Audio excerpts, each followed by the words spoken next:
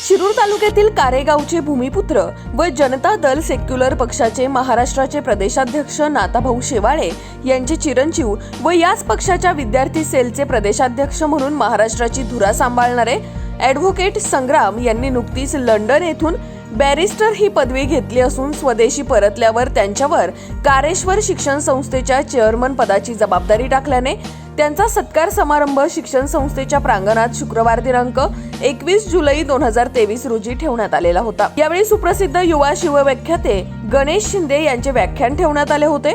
गणेश शिंदे यांनी छत्रपती शिवाजी महाराजांनी रयतेचे राज्य स्थापन करताना आपले चिरंजीव छत्रपती संभाजी महाराजांना दिलेल्या योग्य संस्कार व मार्गदर्शनाचे अनेक दाखले देत उपस्थितांची वाहवा मिळवली। कार्यक्रमाच्या सुरुवातीला नाथाभाऊ शेवाळे यांनी शैक्षणिक संस्थेच्या वाटचालीविषयी सांगतच संग्राम शेवाळे यांच्या शिक्षणाच्या आवडीबद्दलही अनेक उदाहरणे दिली। त्यानंतर आपल्या मनोगतात ॲडव्होकेट संग्राम शेवाळे यांनी स्वतःचा लहानपणीचा अनुभव सांगत असताना एकदा गर्दीत वडिलांचे बोट सुटले असताना कशी फजिती झाली होती हे सांगतानाच पुढे त्यांचे बोट सुटणार नाही याची आतापर्यंत घेतलेली काळजी याची अनेक उदाहरणे देत वडिलांच्या आतापर्यंतच्या मार्गदर्शनामुळेच मी घडलो याचीही कबुली दिली। यावेळी नूतन सचिव शुभम यादव यांचाही सत्कार करण्यात आला। मान्यवरांच्या हस्ते अनेक गुणवंत विद्यार्थ्यांचा यावेळी सत्कार करण्यात आला। कार्यक्रमासाठी माजी जिल्हा परिषद सदस्य शेखरदादा पाचोनकर, भाजप उद्योग आघाडीचे जिल्हाध्यक्ष संजय पाचंगे, कामगार आघाडीचे जिल्हाध्यक्ष गणेश ताठे, उद्योजक राजेश लांडे, राजेंद्र चव्हाण व राजेश शिंदे, माजी पंचायत समिती सदस्य आबासाहेब सरोदे, रासपचे तालुका अध्यक्ष शिवाजी कुराडे, ॲडव्होकेट अनिल घावटे, रांजणगाव पोलीस स्टेशनचे पीआय महेश ढवाण तसेच विविध क्षेत्रातील मान्यवर व ग्रामस्थ बहुसंख्येने उपस्थित होते। कार्यक्रमाचे प्रास्ताविक ॲडव्होकेट प्रवीण कर्डिले यांनी केले। सूत्रसंचालन संजय बारवकर यांनी तर आभार शिंदे मॅडम यांनी मानले।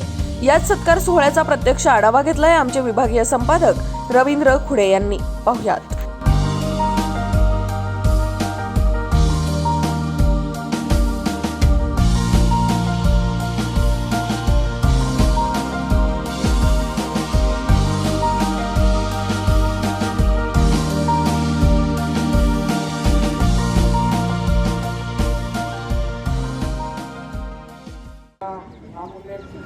आदरणीय साहेबांनी केलेला आहे, त्यामुळं उपस्थित असलेले माझे विद्यार्थी मित्र, माझ्या माता भगिनी, पत्रकार बंधू आणि मला शुभेच्छा आणि सदिच्छा देण्यासाठी विविध भागातून आलेले माझा मित्र परिवार, महाराजांचे मावळे, ज्या मावळ्यांनी तलवारीचे वार केले तेच मावळे पावसाचे थेंब द्यायला कमी पडणार नाही।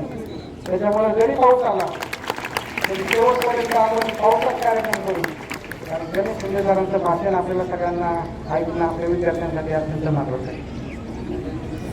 मित्रांनो, मी पहिल्यांदा या संस्थेचे साहेबांचं आणि माझं नातं सगळ्यांना माहिती आहे। आम्ही बागेत कुठेही जाऊ सोबतच असतो, सगळेजण बघतात। लोक विचारतात की बाबा हे तुमचं कसं जमतं, त्यासाठी सारच नाही। मित्रांनो, मी जरी मुलगा असतो तरी मुलाला मित्राप्रमाणे वागवायचं काम बापाचं असतं। मुलाला त्यांनी मित्र करून घेतलं, मित्रच नाही तर मित्राच्या भूमिकेत, गुरूंच्या भूमिकेत सगळ्या भूमिका बजावताना त्यांनी आजपर्यंत माझ्यावर संस्कार केले आणि आज तुमच्याकडे उभा आहे। मित्रांनो, एक प्रसंग मला आठवतो। संघाचा नेता म्हणून यापुढेही तुला ती ओळख जपायची आणि त्याच धर्तीवरती मी या ठिकाणी वडिलांच्या मार्गदर्शनाखाली काम करतो। मागाशी त्यांनी सांगितलं मला लहानपणी म्हणून शिक्षकांनी विचारलं काय करायचं। मी 10वीला असताना मला नाही 10वीची परीक्षा, वडिलांनी मला सांगितलं तुला जर व्हायचं असेल काय तर पहिला समाजात एक चांगला माणूस हो, कारण त्या समाजातल्या चांगल्या माणसांचे असतो। तुला जर काय व्हायचंच असेल तर समाजातला एक चांगला माणूस असतो, समाजातला चांगला माणूस म्हणून काम करण्याचा या ठिकाणी प्रयत्न करतो। तर वडील मला भेटायला आल्यानंतर 5-6 दिवसांनी तिथे फिरलो, लंडन पाहिलं आणि लंडनवरून पप्पांना मी एअरपोर्टला सोडायला येत होतो। मध्ये माझा मित्र पुढे बसले, त्यांचा व्हिडिओ कॉल सुरू होता वडील आणि वडिलांनी मला सांगितलं तो प्रसंग मला तुम्हाला सांगावं की वडिलांना विचारलं की आता संग्राम लंडनवरून इंडियात आल्यानंतर तो काय करणार। साहेबांनी माझ्या मित्राला प्रामाणिकपणे सांगितलं मी माझ्या जीवनामध्ये अनेक उद्योग उभे केले, जबाबदारी यासाठी देणार की त्यांनी सामाजिक काम केलं पाहिजे, त्याला सामाजिक मान राहिलं पाहिजे, समाजासाठी त्याला काम करता आलं पाहिजे. त्यासाठी मी त्याला शिक्षण सुरक्षित जबाबदारी करून देणार. केस लढवण्याचे काम मी माझ्या माध्यमातून भविष्यात फुकट करणार आहे. अशा पद्धतीची घोषणा साहेबांना प्रेरणा म्हणून मी या ठिकाणी करतो. बोलण्यासारखं भरपूर काहीतरी स्वप्न असली पाहिजे. आणि मला वाटतं मगाशी संग्रामदादांनी भाषणामध्ये सांगितलं की विचारलं आयुष्यामध्ये काय व्हायचंय, तर त्यांना स्वतःची काही स्वप्न बघितली आणि आज परदेशात जाऊन शिक्षण पूर्ण करून परदेशामध्ये काम करता आलं असतं. इथं येऊन पैसे कमवण्यासाठी वकिली करता आली असती. पण आता त्यांनी एक मोठी घोषणा केली की या पुढच्या काळामध्ये जे गरजू आहेत, शेतकरी वर्ग असेल, कामगार वर्ग असेल, यांच्यासाठी मी मोफत वकिली करेन. मला वाटतं हे जे सामाजिक भान आहे ना पोरांनो, हे सामाजिक भान आपल्याला जपता आलं पाहिजे. इथं काही पालक उपस्थित आहेत, त्या वाटत असेल की इतिहासानं तुमची नोंद ठेवावी, तर तुम्हाला तुमचं ज्ञान समाजासाठीच वापरावं लागेल, याशिवाय दुसरा पर्याय आपल्याकडे उपलब्ध नाही. इथे जे पालक आहेत टाकायचे, आज गुणवंत विद्यार्थ्यांचे तुम्ही सत्कार केले. एक मुलगी कुस्तीमध्ये तिनं चांगली कामगिरी केली, एक मुलगी तिनं वेगवेगळ्या स्पर्धा परीक्षांमध्ये चांगली कामगिरी केली. या मुला मुलींच्या पाठीवर आपण ठाम मारली पाहिजे आणि त्यांचं कौतुक केलं पाहिजे. आणि लक्षात घ्या, कौतुक हे सगळ्या पालकांसाठी सांगू, कौतुक हे असं 4 चौघात करायचं असतं. आणि पोरांच्या चुका सांगायच्या ना, चुका कानात सांगायच्या असतात. आपण उलट करतो. पाहुण्यांनी लाईटही गेली, आता लाईटही गेलेली आहे. शेवटचे 2 मिनिट तुमचे घेतो. आवाज येतोय का? आता शेवटचे 2 मिनिट तुमचे घेणार आहे. एक गोष्ट पोरांनो कायम ठरवायची, तुम्ही ज्या क्षेत्रात असाल त्या क्षेत्रामध्ये आपल्याला शिवाजी व्हायचंय, हे मात्र तुम्ही आयुष्यभर लक्षात ठेवलं पाहिजे. आता तुमची ओळख काय? अमुक अमुक यांचा मुलगा. एक दिवस असं झालं पाहिजे ते कोण आहे, ते ऍडव्होकेट संग्रामदादा, त्यांची वडील आहेत बरं का. अशी ओळख ज्या दिवशी होईल त्या दिवशी बापाला अभिमान. पोराच्या नावानं बापाची ओळख झाली नाही. येणाऱ्या काळामध्ये करा. गरिबीची हालाकीची आहे, त्यांच्यासाठी मी सांगून थांबेल, रडायचं नाही, लढायचं. मी ज्या घरात जन्माला आई सगळ्यांची घर स्लॅबची, आपलंच पत्र्याचं का? आई म्हणायची तुझे वडील शिक्षक आहेत म्हणून घर पत्र्याचं. म्हणलं शासनाचा जी आर आहे का शिक्षकांनी स्लॅबची घर बांधायची नाही? ती म्हणायची कारप्या नशीबवान आहेस, पत्र्याच्या घरात जन्माला आला. मी म्हटलं का? ती म्हणायची बघ, घर गरम व्हायला लागलं का तुला कळतं? उन्हाळा सुरू झाला. घर गळायला लागलं का तुला कळतं? पावसाळा सुरू झाला. शेजारच्या स्लॅबच्या घरात उन्हाळा कळत नाही, पावसाळा कळत नाही. खास ऋतूंची ओळख व्हावी म्हणून भूगोल शिकवणाऱ्या तुझ्या बापानं असलं मॉडेल उभं केलं म्हणायचं. मजा आली. पैसे नव्हते तर आनंद मात्र भरपूर होता.